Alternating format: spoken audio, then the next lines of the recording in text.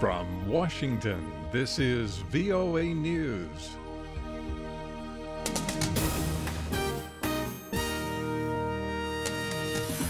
I'm Dave DeForest reporting Turkish officials say at least 28 people are dead following an explosion in Ankara. The blast occurred as a convoy of military buses passed by a few hundred meters from military headquarters.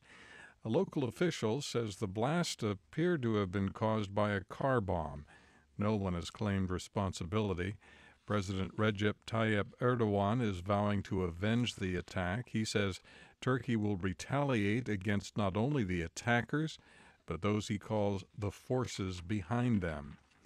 Turkish officials want coalition backing to secure a strip of territory 10 kilometers deep on the Syrian side of their common border around the town of Azaz. The strip of land would be used to house tens of thousands of displaced civilians and avoid having to admit them into Turkey. Officials say they are getting little support for the idea from coalition partners. Turkey is coming under increasing pressure from Western governments and aid agencies to open their border and admit civilians who have fled heavy fighting in Syria.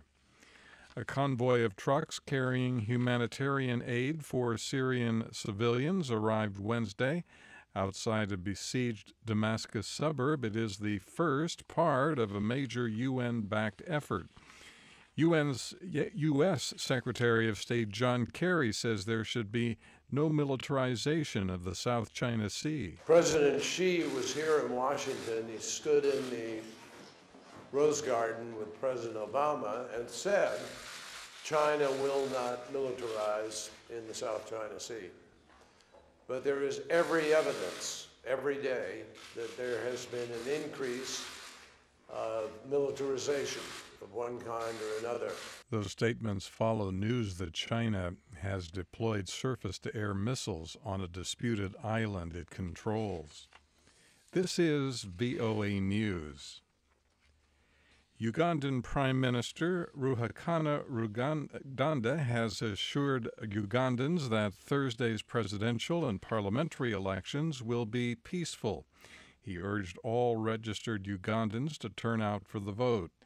The Prime Minister's appeal comes as fears mount that Thursday's vote could turn violent, but he said there is no cause of alarm. A major political party has withdrawn from Ukraine's governing coalition. Former Prime Minister Yulia Tymoshenko announced her Fatherland Party was leaving the coalition, which she criticized as an obstacle to reform. Prime Minister Arseniy Yatsenyuk, who survived a no-confidence vote in Parliament on Tuesday, retains a parliamentary majority despite the exit of Tymoshenko's party.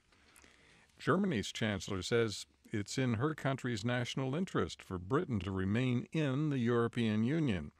Angela Merkel told German lawmakers Wednesday that many of British Prime Minister David Cameron's proposals for EU reforms are justified and necessary.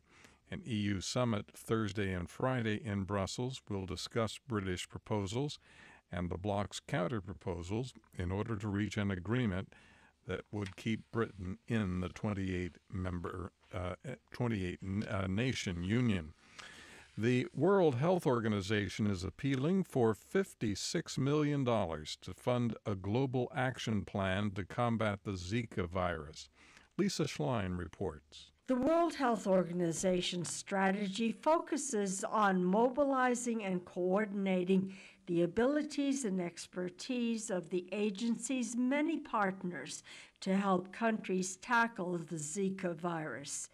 This includes increasing surveillance of the Zika virus and the disorders that could be linked to it, controlling the spread of the mosquito that carries the virus, and providing information to communities so they can take measures to protect themselves. Lisa Schlein, Geneva. Apple Computers is resisting a U.S. government order to unlock its encrypted iPhone software to help the FBI examine a phone used by the militants who killed 14 people in a terrorist attack in California in December. Apple's chief executive officer, Tim Cook, posted an open letter to the company's millions of customers Wednesday, declaring the firm would challenge a court order to devise new software that can defeat Apple's own security measures. At the White House, spokesman Josh Earnest said President Barack Obama views the encryption issue as an important national priority and fully supports the FBI and the U.S. Justice Department in their request to Apple. Iran rejected appeals Wednesday from other oil-producing states to curb its oil exports to try to end the plunge in world crude oil prices. In fact, Iran declared it intends to actually increase production. I'm Dave DeForest. That's the latest world news from VOA.